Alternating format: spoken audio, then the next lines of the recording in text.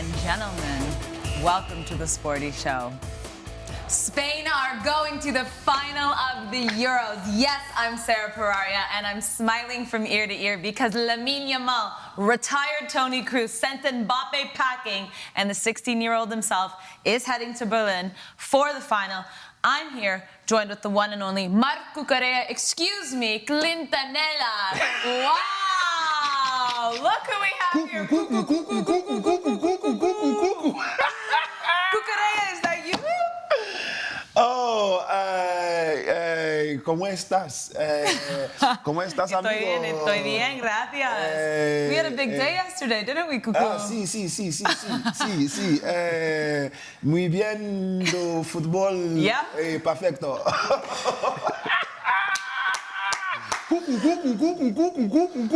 I love it. Now, listen. You know, the way I've been kitted up today to tell you how much of a fan I am to Cucurella. Damn, man, Cucurella. This is us yesterday. I've never been happier in my life. So we were out in Madrid celebrating, watching the France and Spain match, and then, in fact, yes, celebrating with all the Madrid Spanish fans here in the capital. It was amazing. Klinton, the scenes were immaculate. We were at a party. Listen, as you can see, that's me trying to say to the French people that that was the day God made for y'all to die. Hey! Look at your face.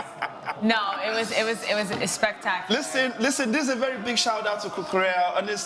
Honestly, I did not expect the level of performance he's put up for Spain in the whole of this tournament.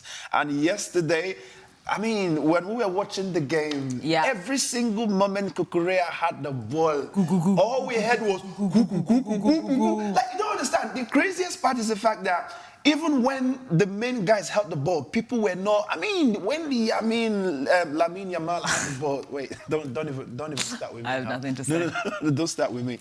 Whenever Lamine or Nico Williams, people were excited. But the moment the ball came to Cucurella, it was like And for some reason, listen, if Cucurella if he had heard the way people supported him, maybe, who knows, he would have banged in a goal, you know. It could be. You know, when everyone was screaming that cuckoo each time he had the ball, I was thinking, right, in the main stadium where they were playing, were the fans doing the same? I don't know. Yes, for sure. I'm hoping they were doing it, because what we were doing yesterday at the park, damn, man, Cuckoo is the real MVP. He's the real MVP to me right now, man. I think I would probably give him the man of the match if possible. But Lamine Yamal, let's not go into it. Yeah, we'll get into it soon, guys. We have a jam-packed show today. We are live tonight. Sporty Live is back in action, 7 p.m. WAT time, 6 p.m. GMT, ahead of the... I almost said France, but they're gone. England and Netherlands tonight. Yes, SportyTV will be showing that match. Sporty Live will be doing a pre-game analysis, a post-game analysis, so make sure you join us then. But first, let's introduce our English man of the hour, Alex Ashmore, with his red bow tie, as per usual. For the first time, Alex, just before you make a comment, this is probably going to be the last time you'll be wearing it. I pray. Can I say something in response to that? You've said that every single time we've played. And the fact that I'm wearing a wig today is to tell you how serious I am with what I'm saying today. Like, this time, I'm not even... God knows, the moment the wig comes on my head, everything I'm saying is from earth to heaven. Well, if there's anything to go off your predictions, England will win tonight. Yeah, I'm quite happy. Cuckoo. All right, we also have the one and only Miracle with us, also smiling because I know you're happy with the result from last night. Yeah. What can I say? I'm in Spain, I'm in Madrid. The weather's nice. You know, life is good. I can't complain. I love that. Life is good. Guys, make sure you follow us on all of our socials, Twitter, Instagram, YouTube. We are here every single match day.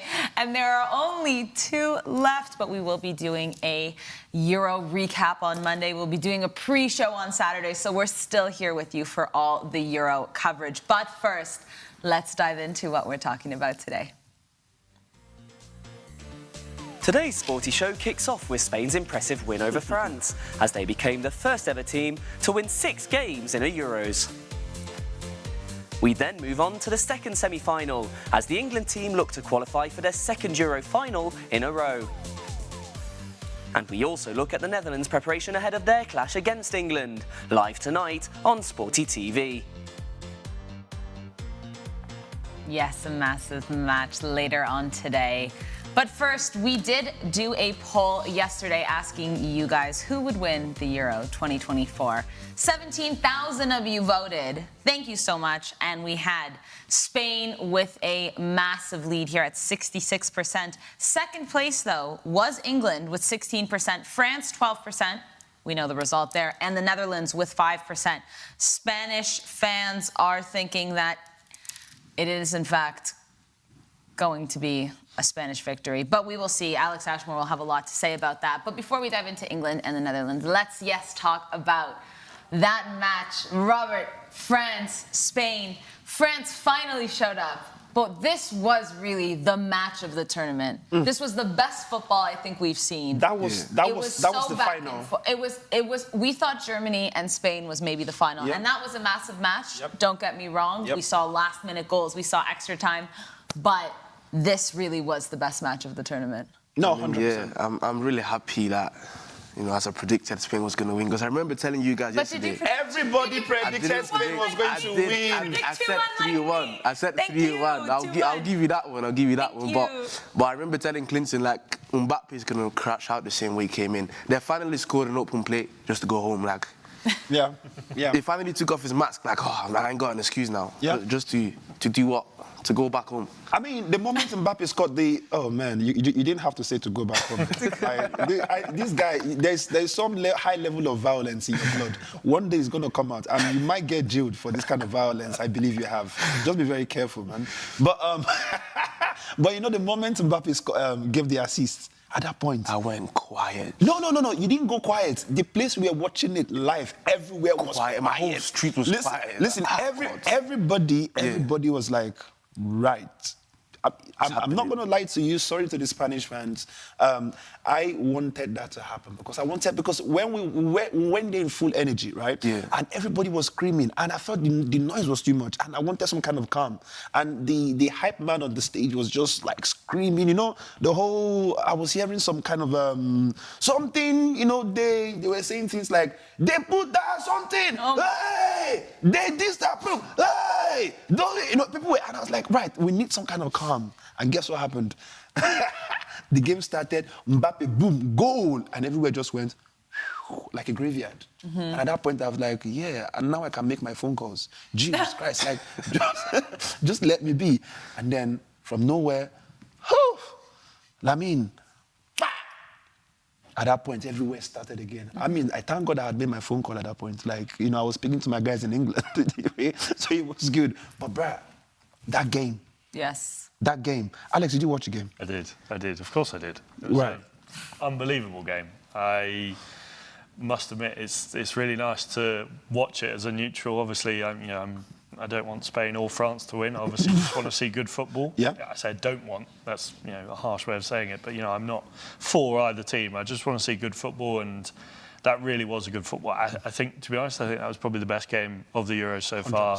Entertainment. We had, goals from both teams. I almost think France scoring first was good for the game. Yes, I think, 100%. I would have much rather seen that happen to then create that back and forth energy. And it almost, weirdly, Spain, sometimes they fall into that, where they go behind and they need that just to wake them up. Happened against Georgia. They were like, we've got to get in gear now. And, well, they did it again against France. And, well, proved any doubters wrong. I think if anyone doesn't have Spain as their favourites, they maybe need to have a little rethink.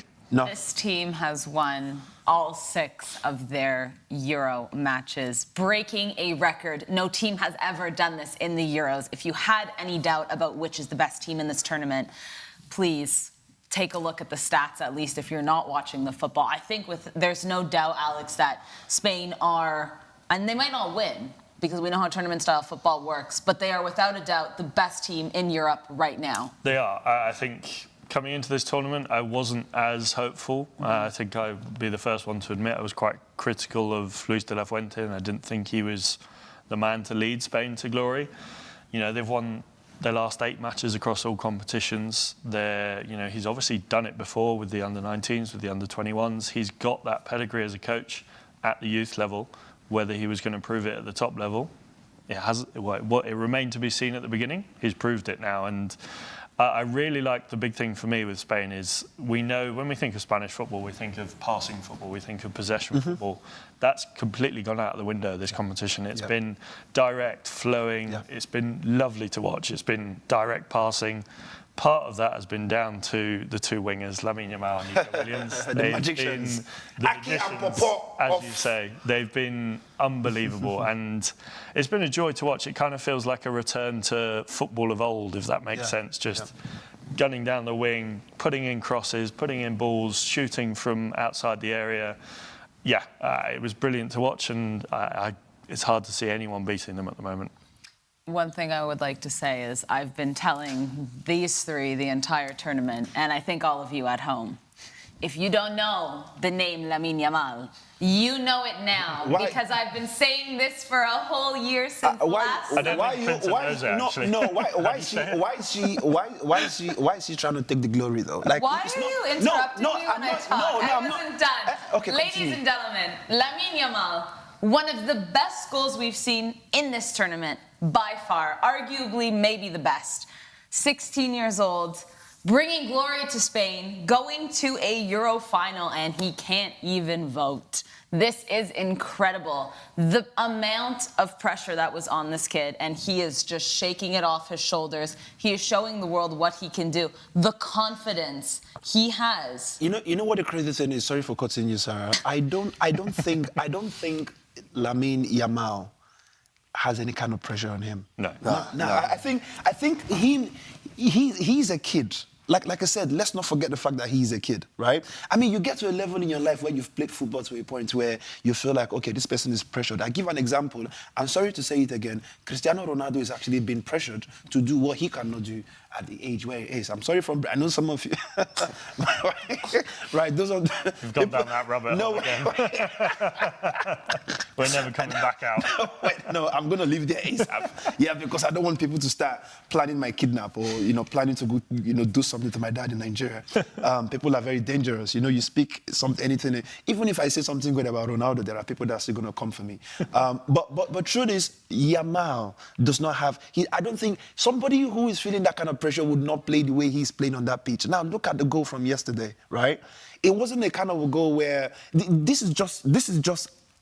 Lamine was just Lamining, if that makes sense. This is who he is. He's just a kid who's enjoying football. And let me put it this way, right?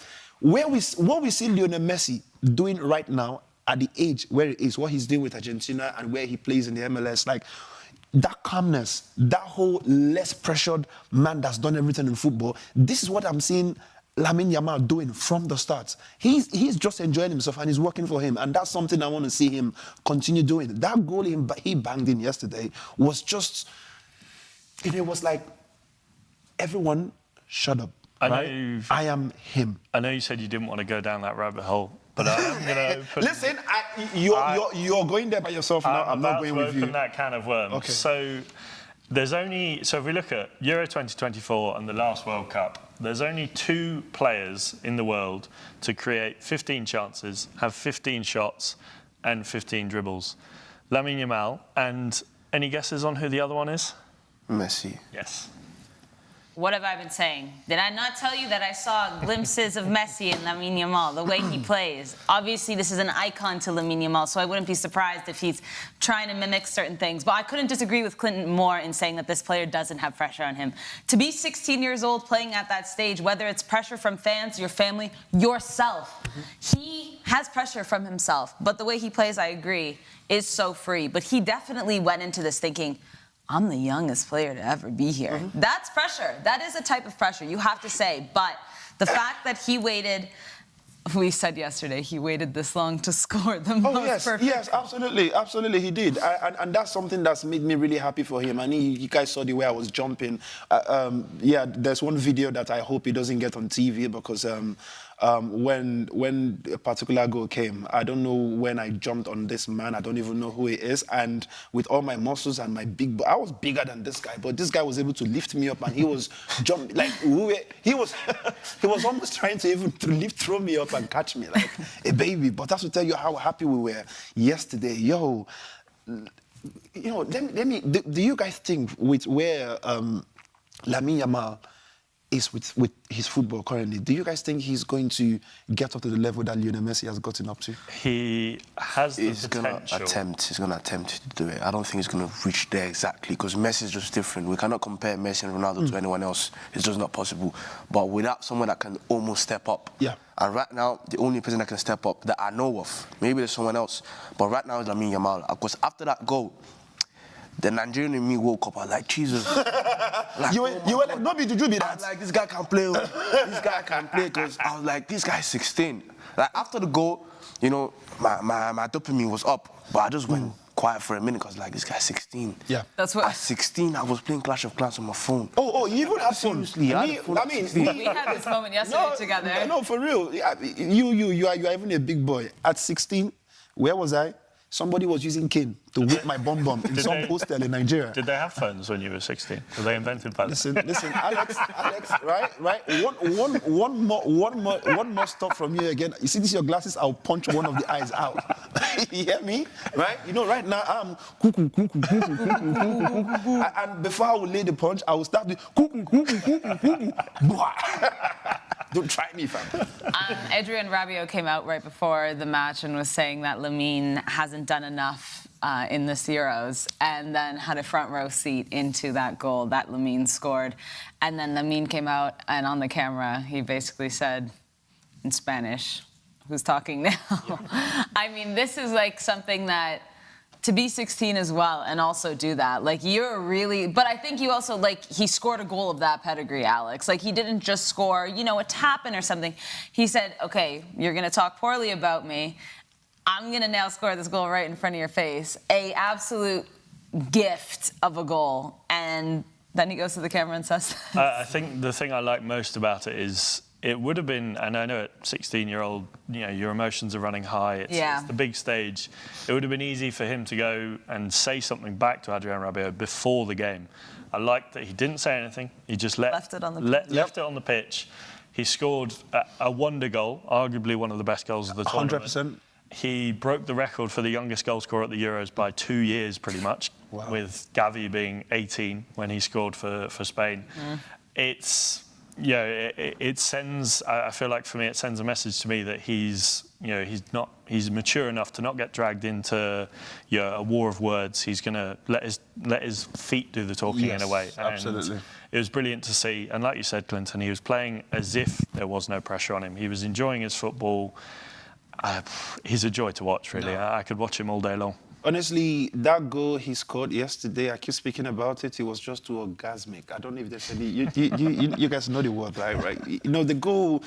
If I had a woman waiting for me in the house, like, before that game started, after that goal, there's no need going back home. Like, just go... Because what else am I going back to do at home after such a game? Yes, I understand that a lot of Spanish people went back home, they were enjoying themselves. They were, oh, man, look at me. Oh, my God. Like, this... OMG! No, listen. Yesterday was such a vibe. Lamine Yamal made literally everybody happy. And you know, when we were speaking to a few fans just before the game, every single person kept on mentioning Lamine Yamal, because we were asking questions like, who's the one player you're looking forward to watching today? And it was just that youngster. Even people that didn't even know who he was in terms of the name, they were just saying, the youngster. And the fact that he dropped in that particular goal. And the goal was so beautiful. It was outside the 18-yard box. And the way he was able to beat... Oh, listen, I want to cry. Yesterday, if you saw the way, how excited I was, right? I think somebody was saying this man is actually going to... I was just happy for him. I was just so... You know, I was like, look at this young man doing what he loves doing. you know, look at the big stage, and he's done it so perfectly. And the fact that there's some kind of, people tend to kind of relate him to Lionel Messi even gave me more joy. I mean, everybody know I'm a die-hard fan of Lionel Messi. I feel like he's a god. I mean, when I asked you the question... Hey, look, it's you. Sorry? Look at my twin brother. Spot the difference.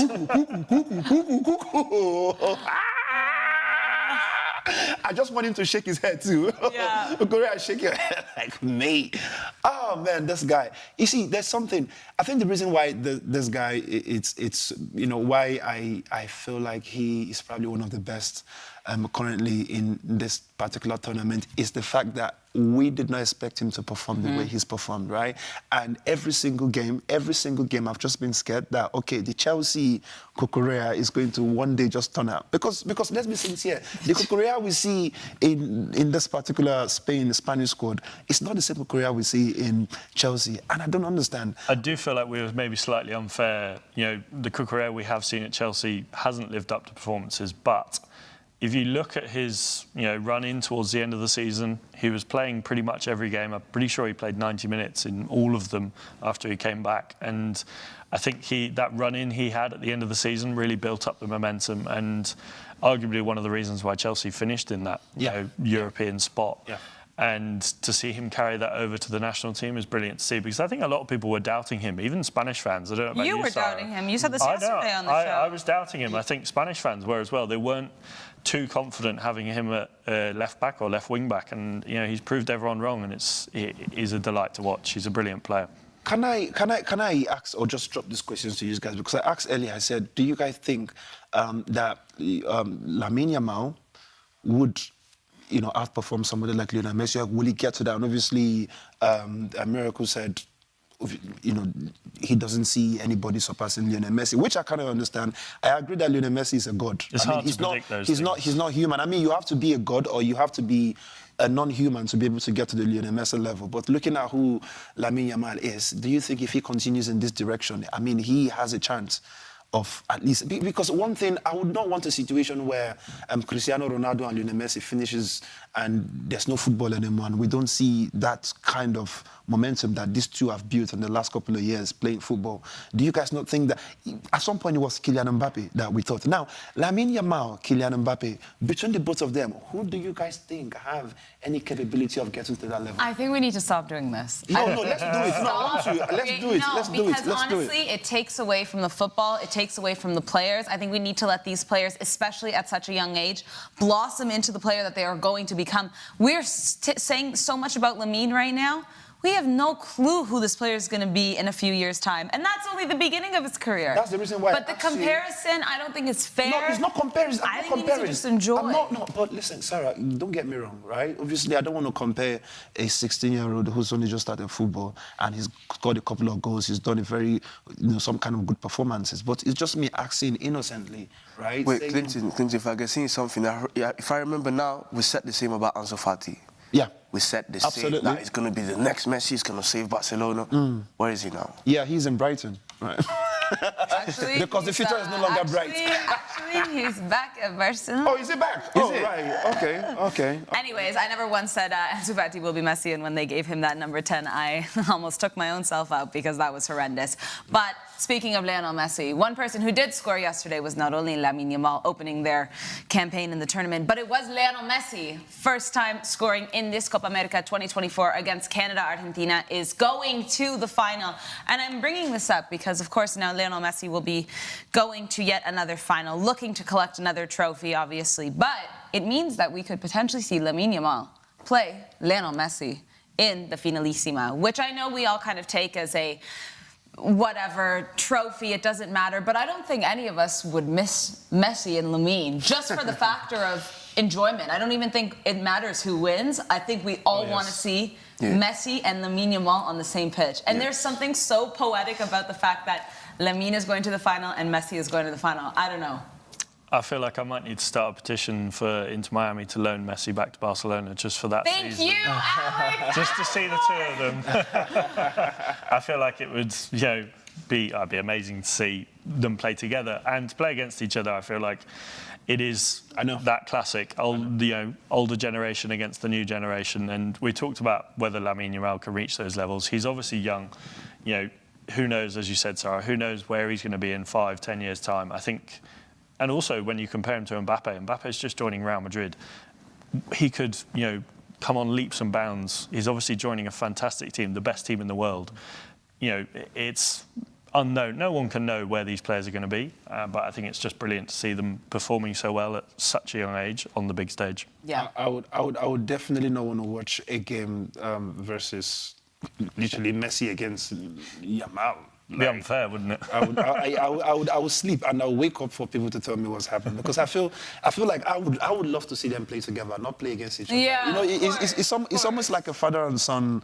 I don't know what the relationship is. I'm sure there's some kind of connection spiritually, between the both of them. And I would not want that clash. I would not want to see Lamine winning against Messi or Messi winning against. I want Messi to assist Lamine Yamal. That's the kind of thing I would love to see. And like you said, if it's possible for to have some kind of loan Messi from America to Barcelona, oof. Oh my God, I'm getting flashbacks of Ronaldinho assisting Messi. Just getting emotional about it. No, but Alex is right. It's great to see these young players really shine, and I think it's fantastic for Spanish football right now with the way Lamine is playing, and obviously Barca with so many young players from the Messiah, Kylian Mbappe coming to Madrid. I mean, La Liga this season is going to be hot for sure, and it's great to be here in Madrid knowing that. Enough about Spain and France. We will see. This is my. Okay. You know what?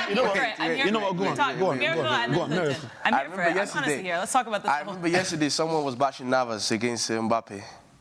I remember, and I was like, you guys just wait, just watch. Wait, I wasn't bashing him. I asked you if you think Navas should be playing. That's against Mbappe. Yeah. Talk to me about that, because it was fantastic. For me, it's some kind of trying shade at Navas because it's older. Mbappe is fast, but I told you guys I don't see Mbappe turning up. He did turn up for a minute. But thank you for a minute, and it was just during that assist. Yes, that minute, and he turned up. Do you know what the crazy thing is? I'm just happy because it feels like you are reading my mind. When I told her don't even move on, this is literally what I was going to speak about. Ooh. Because it was almost like we're going to skip the fact that Mbappe has been rubbish in the whole of this tournament. And no. If we've been bashing Cristiano Ronaldo here for every single game that he's played in the tournament and him being useless, we may as well still come down to Kylian Mbappe, who is arguably, apparently the best player in the world currently, right? According to Mr. Alex. Alex, you said Kylian Mbappe is the best. Now, for somebody who's the best, and he's turned up in the whole of this tournament, and the only one thing he's done, and it was only for a minute, according to Miracle, it was just one assist. I mean, it was good. Don't get me wrong. That's great. The assist was beautiful. He had the ball. He found Randall Colomoni. And he sent the ball literally to where it is, and he banged in a goal.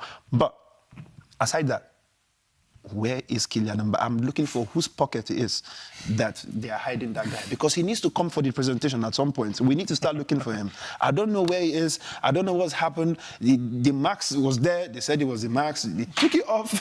Hey, do you want to hear a damning stat? Oh gosh. No. I'm scared. That's why we have Alex here. Alex, please give us this gist. Give it to us with some sauce. I want barbecue. Since Deco at the 2004 Euros, no player has had more shots on goal other than penalties and not scored. Mbappe had 23 shots on goal at the Euros. Didn't score. 23. Or 23 shots just in general, sorry, not on goal. 23 shots. I think he had 23. Didn't score a single one. Obviously, he got the penalty, but I'm talking about non-penalty shots. He had 23. Deco with 24 is the only player to have more at the Euros and not score. I mean, the people that actually made bets on him must have been happy, Kylian Mbappe shot on target. Or maybe 0.5. Yeah, you're so right. They must be really happy, but very poor regardless. No. He has been. And you see, when I was looking at the French team yesterday, just before I went into the game, I felt like they had some serious potential to win Spain. Because when you think about what they have in the team, if you have the person of Ousmane Dembele and having Mbappe, and I mean, I remember at some point even Giroud came in, and you need to see Sara Giroud yesterday. Came in and Sarah was like, I was most terrified of this because in the 88th minute, I know what you do with your headers, and I was nervous. I really was. And there were quite a few opportunities from France that it felt like, what is going on? Hernandez, Kylian Mbappe, who were they trying to send the ball to? Like, I know, Sarah, you know me, you've seen me on the pitch, you know how good I am, right? And I know you will never accept it, but you know that one of those shots from that game, if it was Klintonella, on the show, Klintonella, right? God knows, I would bury one of those shots. I mean, just let it get on target, let the keeper save it. What's the whole, what was all that stuff I was seeing from Kylian Mbappe yesterday?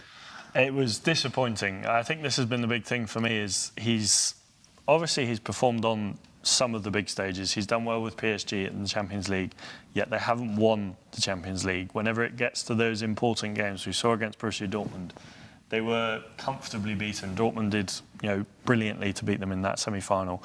I think when you think of Mbappe, you think of a player that should be getting the goals in these games, in the semi-finals of the Euros, in the semi-finals of the Champions League. Sorry, didn't he score a hat-trick against Argentina in one half of the final of the World Cup? I'm getting there. I'm getting there. He is the guy. But he obviously has shown he can perform at certain points on the big stage, but I think consistently he's yet to do it. I feel like the Champions League with PSG, I know PSG come up against some top opposition. France this Euros, he's been probably arguably the biggest disappointment, maybe other than Ronaldo, at this Euros in terms of what we've expected and what he's done. And I don't know whether you can blame it on his teammates, whether you can blame it on his nose, it's the nose, guys. the mask. I feel like we're yet to see Mbappe unlock that sort of true, I guess you would call Messi big-time moments. And maybe the move to Real Madrid might be the missing piece in the jigsaw that Can we talk about that really quickly? Mbappe is coming to Madrid in a few days' time. It's going to be scenes after being knocked out by the country. Like, it's one of those stories that you're like, it's written almost. Like, it's, deep down, like, he's probably so excited to join Real Madrid. As you mentioned, they're the best team in the world right now, superstar galore. And they can win trophies, which is something he struggles with at PSG. But deep down right now, he's probably like, I want nothing to do with Spain. I want to go on holiday for a month and not check my phone. Like, there's probably a bit of, like, he's got it a bit inside. I would imagine there is. I think, players, they go through this, they experience loss. Of course. He's used to it and you become accustomed to it. But this one probably does hurt more because obviously they won the World Cup. They came so close against Argentina. They didn't quite get there. France, this is the golden generation for France. What is one of the golden generations for France. I feel like we've been in a France golden generation since I've been alive. It does feel like that. But like, they're constant. That's one thing I was telling... It's a conveyor belt. Yeah, but that's why I was telling our producer, Ben, who is a massive France fan, and he was obviously very devastated from this match. But I said, listen, you still made the semi-final. You've been relevant since I've been born. And, like, every time, you're either in a final, you're in a semi, you're there. Like, France, you're going to be fine. You're going to be fine. You're going to be fine. It was actually very funny how he was the only one wearing the French jersey in the midst of so many Spanish people. And then the first goal came in, and you need to see him. He was like, yeah! Yeah! And then he was like, yeah! Hey! Awkward silence. Hey. And then there was this guy that looked at him, he was in front of him, and this guy looked at Ben like, yes, I need a knife. I'm just looking for something to just... I had to plead with Ben. I said, listen, if any goal goes in, just shut up. I know what it is in Africa, right? If you are the one fan of a particular team or whatever, and your team is winning and you want to scream like that in the middle of your position, I don't think you're coming out there alive. Or at least even if you come out there alive, at least your phone, your belt, your jean, everything has to go. 100%. Like, don't do that, fam. I felt for him, and then it was so funny when Lamine dropped the goal, and then the second goal came in again. You know, he just started speaking French to himself.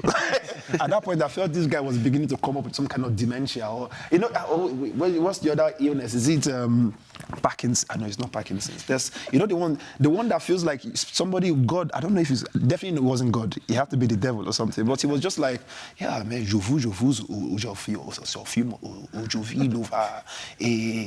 I don't know how you use the swear words in Let's French. not say a swear word. No, I'm not going to use them. I mean, he would eventually tell us eventually. Are we all happy? Anything else about anyone? Just one quick one. Last one. Let's clap for Olmo as well, because he did well. He did well. By the way, in a few days' time, July 15th, his €60 million release clause will be expired. So all eyes on Lamine Yamal because I feel some moves coming his way. But he's a proper talent. Yes, Spain will be in the final on Sunday. But who will they be playing against? Let's see what game is tonight and these two teams that are taking each other on. Hello, everyone. Welcome to Dortmund. It is the Netherlands versus England.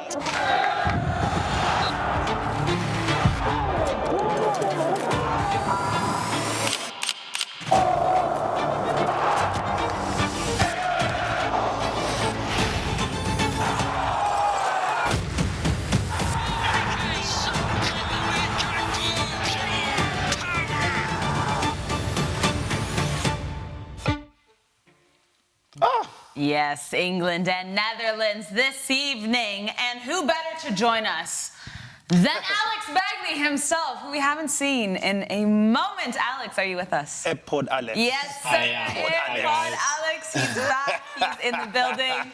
He's looking nervous, I'm not going to lie. Look at his face. No nerves. No There's nerves. no nerves. Don't lie to There's me. no expectation. That's it. Nothing. Alex, There's never any Alex. expectation with England. Alex, what you just need is just a bottle of what's the one I always like? Oh Jesus, help me. A bottle? A bottle of what's the stuff Gin. called? Gin and tonic. Gin. Jesus, listen, Gin and Alex, tonic, get the Seaman's one. Is actually no. Why am I even giving some kind of free promotion here, man? But yeah, just get the Seaman's gin, drink it, right, and then just enjoy your game tonight, all right? Obviously, there's a high possibility that England will be bringing it home, obviously without any trophy, like they're taking themselves home. But yeah, just help yourself just before the game, and it's just for your mental health. Obviously, you have a job, you've got life somewhere. Don't let these English players send you to your early grave. A pep talk from Marc Cucurella himself, Alex. I can't believe and take it seriously. such a serious pep talk from that way. I can't believe, I don't know what's happening here. I'm sorry, this is Marc Cucurella for the day. Alex, quickly before we talk England, did you see the match last night? Tell me your thoughts. I did. I thought when the French goal went, I thought, right, that's it. France are back. This is it. This is what we've been expecting to happen. And Spain, apart from those 2 years, are going to do what they usually do, which is play great football and then just kind of fizzle out. But then, what a goal! What a player! Brilliant performance from Spain in the second half. I think the fact they defended so well is the scariest thing about it. I think if they'd have scored 3 or 4 more goals, but then conceded another one, I think I'd have been more confident of someone upset them, but they defended well.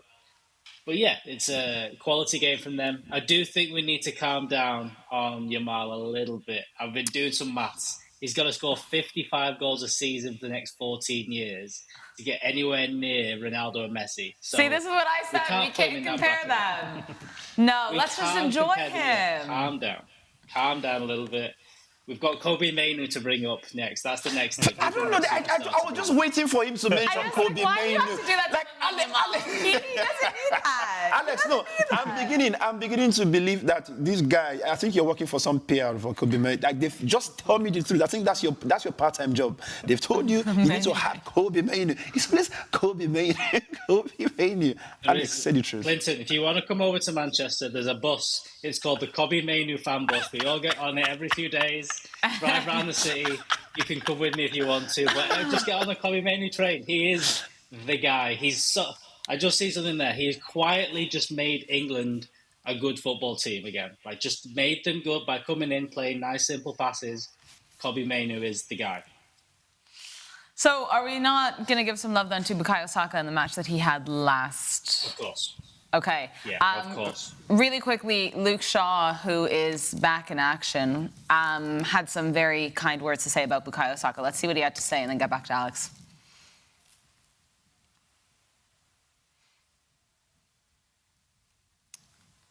Maybe not. I just think he's the most humble guy I've ever met, the most likable person. I think you could ask every single person. I think they would say the same thing.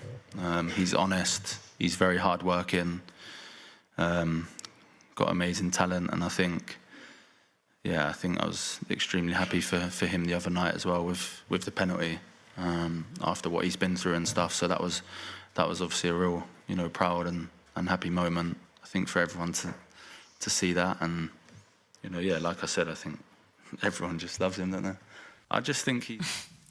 Alex, how important was it that Bukayo Saka had scored that goal for England in the quarterfinals with everything that he's gone through and with how poor England have been so far in this tournament?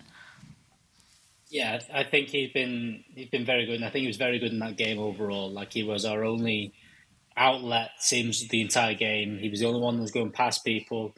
So for him to get that goal, another quality goal, and then to score the penalty as well is huge. And you can see there, it's one of those, Arsenal have never been, United fans have never really liked Arsenal too much, but it's very, very difficult to dislike Bukayo Saka.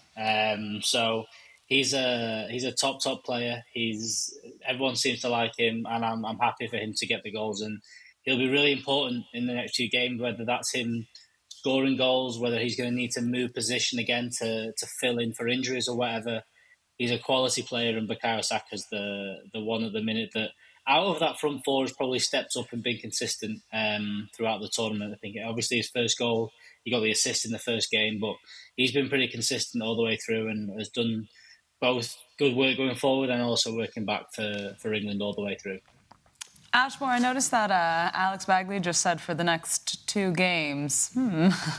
Very confident, actually. Maybe I read you wrong there. I like the way you're talking. I mean, it's a belief. He's got faith. Yeah. You have to. I think all England fans, I said it a while ago, blind faith. And it's the faith that kills you. It is. Yeah. That's what they rely on, faith. Yeah. It's worked so far. What can I say? I would expect this game to be easy for England, though. Like, the normal England would know if they would turn up, give us what we believe, this is what we expect from England. I don't think Netherlands should be a very big opponent to them. Like, this should be an easy win for England. I'm confused. Weren't you cheering for the Netherlands to win the whole thing? Hang on. Listen, obviously, the first 2 games, Netherlands, I told you guys that they disappointed me, right?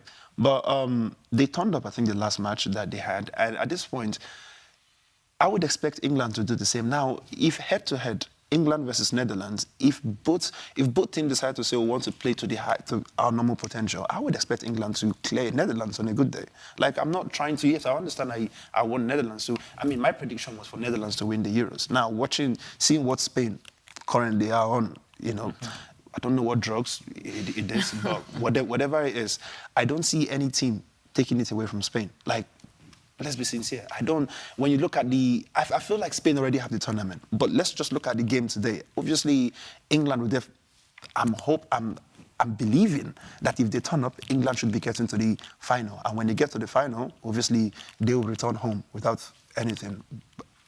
But Alex, that's what we would expect, right? I think this game is really important for England in terms of, can they... We've talked about golden generations. Belgium have had theirs, France have had theirs. This has been England's golden generation since the days of Frank Lampard, Paul Scholes, Steven Gerrard. And this will be the sort of, as we say in England, the proof will be in the pudding as to whether they can produce on the day. And I think coming into this, I'm glad that we've got Mark Gahey back. I think that will be a real assurance in that defence. He's been fantastic coming in his first major tournament for England. I think Kieran Trippier slotting in at that left wing-back or left-back position, even though he's not a naturally left-sided player, I think he's been brilliant. It's good to see Luke Shaw is slowly regaining his fitness, and I think what they expect, I don't know if you've heard differently, Alex, that Luke Shaw will start on the bench tonight and potentially come on later into the game, which would be really something that if we get to the final, then something we could look at, maybe even starting Luke Shaw, because that left-sided defender, we can really tell, even though Trippier's done a fantastic job, I feel like we do need a natural left-sided defender to play in that left wing-back. And yeah, we talked about Saka, we've talked about Mainu. They've been fantastic. Mainu's, I think he's had the highest pass completion rate out of any player ever at the Euros since they've started recording these stats. He's been fantastic. He's only young. He's broken onto the scene with Manchester United.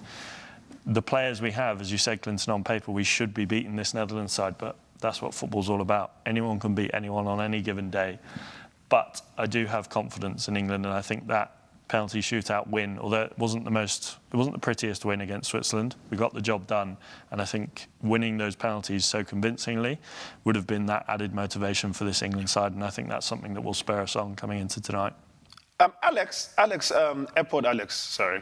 I mean, that's the only way I'm able to differentiate the real. Well, I'm not trying to say you're the fake Alex. Apart from I'm here and he's in Manchester. Yes, well, exactly. That's literally the difference. And obviously, but Alex, apart from, I'm not gonna just don't mention Kobe Mainoo for now. Okay, just put him somewhere. Like, just put him behind that cupboard behind you, right? Let's speak about other players, right? Which player in the England squad currently do you think we need to turn off to deliver, that you would think that if they decide to play to the expectation that you would want from them, you know, who would you be looking at? I think, to be honest, it's got to be Harry Kane these next few games. I think you looked at France, you know, looking ahead, if we did get through, or even tonight, there is going to be chances for centre forwards in these games, and you have to take them. You know, that was the thing with France last night. You know, they missed their chances towards the end. They had some good chances and just didn't take them.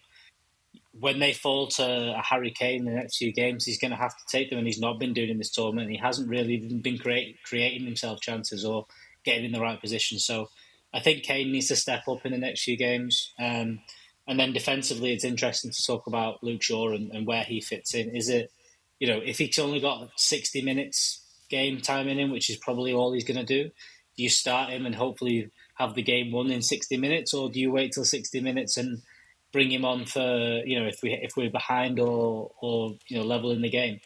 It's an interesting decision to make. I wish he'd have maybe played a little bit more before this. He looked very, very good when he came on. He looked as sharp. So I think if he doesn't play, then I think the other one that has to step up still is Trippier. Has to continue what he's doing, because it's a difficult role for him to playing on the wrong side. So he's got to have another big game. But England need goals to get through. It's as simple as that, and it's as, you know, cliche as that. But you have to score your goals, and Harry Kane hasn't really been doing that. He needs to do it in the next few games. All right. Sorry, Sarah, just before you come in, if you don't mind. Robert, this one is actually for you. Do you think that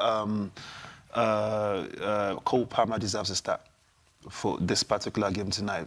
I think you asked the wrong person, because when it comes to England, I'm never going to say anything good. But this guy, and the fact that he's lived in England for. Listen, if you have a visa or a passport, trust me, I'm writing the Home Office. No, they need to. Alex, Alex is even the real British man. Alex, we need to do something about this guy's permit for England. Call in. Yeah. Thank you.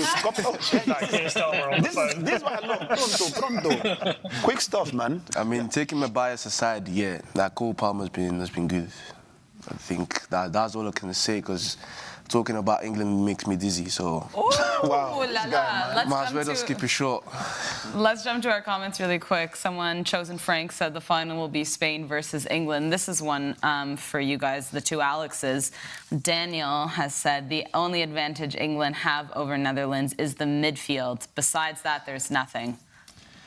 To be honest, I think I'm inclined to agree that's where England need to win this game. I think I was really impressed with Declan Rice in the last time out. I think he really came into his own against Switzerland, and I feel like, well, I've criticised him quite a lot. I feel like he's playing too deep. He needs to be playing further forward. I've seen how well he's done with Arsenal playing that bit further forward. But yeah, Kobe Mainoo, you know, I'm sure Alex will agree with me. He's been fantastic. He's, you know, as I said, broken onto the scene. He's surprised. I think, you know, surprised is probably the wrong word, but I think it's been brilliant to see him do so well. We talked about the likes of these young players like Lamine Yamal.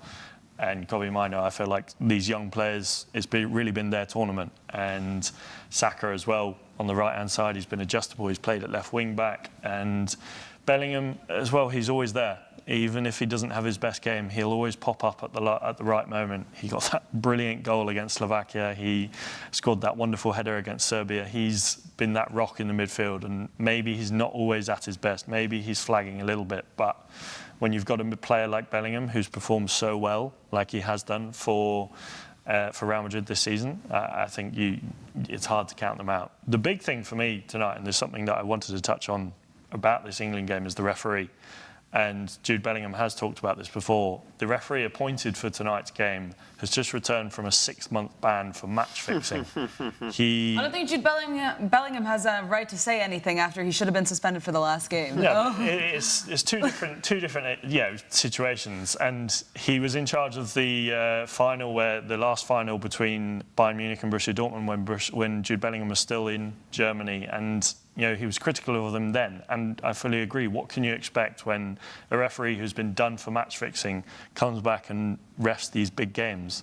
How are we giving someone like this a stage on arguably one of the biggest games in football? He's been done for match fixing. He should never ref a game in professional football ever again.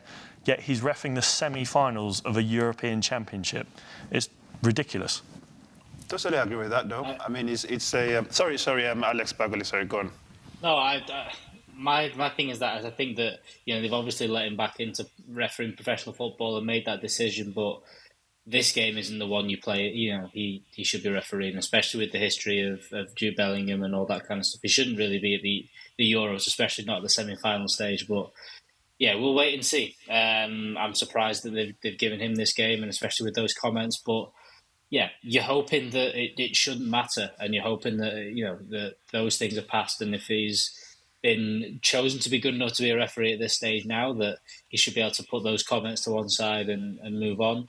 Bellingham's just got to be calm. There's a couple of times in this tournament where he's kind of used personality for good, but I think he just needs to be aware of that in this game. But I think he's good enough to do those things, and I think he'll get all that sorted.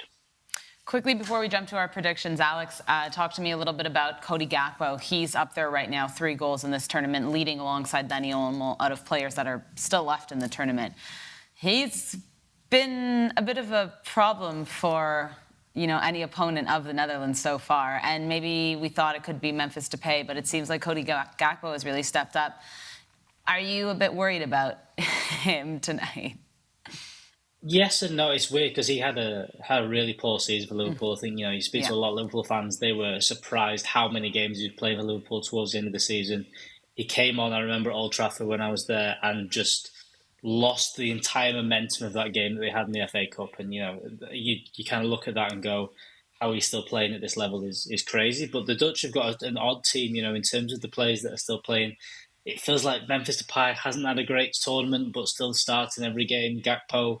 Doesn't look the best, but then he keeps scoring goals, and that's the important thing in tournament football. And we mentioned England. I think this Netherlands team have kind of had a similar kind of run where they've not looked good at all, but they keep winning games, and they've done it in maybe a few different ways where they scored a couple of quick goals and things like that. They've not had to go to penalties, but yeah, he's just kind of ticked along, and they've done well. And it's one of those. I think the biggest worry for England is pacing behind, and I don't think that's Gakpo.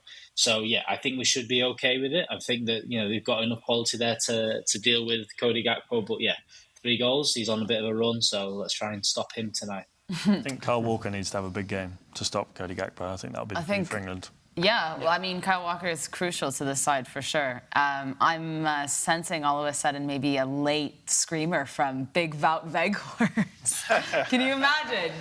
No, the way these two shook their head, Wout Weghorst, it would be scenes. It would be scenes. We had a poll go up. 6 months of his bad touch at Old Trafford. I don't need to see that ever again. I can't do it. I can't do it. But you see, Weghorst is somebody who I feel like I want to always pay him to Olivier Giroud sometimes. He's that guy that he will turn up when you least expect, That's what I mean. Do you remember the game against Argentina? Yeah, I mean, that he's always that guy that, things are going really bad. just bring in Verhulst at like 3 minutes to the end of the game. But that's what I mean. And you will just see him escape. And sometimes it feels like you don't even see him. If you don't see when they sub him into the game. He just goes, it's like he just hides through the post, gets into the game, and then go behind some defender, and boom. He's using his height. He's a goal in. And you're like, wait. This same person in Manchester United. I mean, I don't want to go into Manchester United now because Alex might just get angry and get out this. But when you see him sometimes, he's some surprise, you know. He gives you that, you know, that kind of surprising action that you would never expect from a player who sometimes is really poor in the games he tends to. You would expect him to show up and then he doesn't turn up. From a poll we had taken on YouTube, 1.3K votes, we had the viewers saying Netherlands would win 45%, England will win 55%. And then over at Twitter, we have the Netherlands winning 61.9% and England winning 38.1%. So clearly no one knows. Let's look at our predictions really quick. Here we go. I have the Netherlands winning 2-1. Clinton has them winning 3-1. Alex has England winning 2-1. Alex has a 1-1 draw, Alex Bagley, of course, and then England on pens. Gary's going 2-1 England. The viewers are going 2-1 Netherlands. Really quickly, Robert, what's your... I'm going 2-1 Netherlands. 2-1 Netherlands. All right. Massive game tonight. Remember, guys, Sporty Live will be live ahead of the England and Netherlands match, which SportyTV has tonight. 6 p.m. WAT, 7 p.m. GMT. Catch Sporty Live ahead of England and Netherlands. And let's see who will join Spain in the finals on Sunday. We will be back again on Saturday, looking at the road to the final, looking at both teams, and then, of course, Sunday and Monday as well. We will see you then. Enjoy the footy as always. Cuckoo.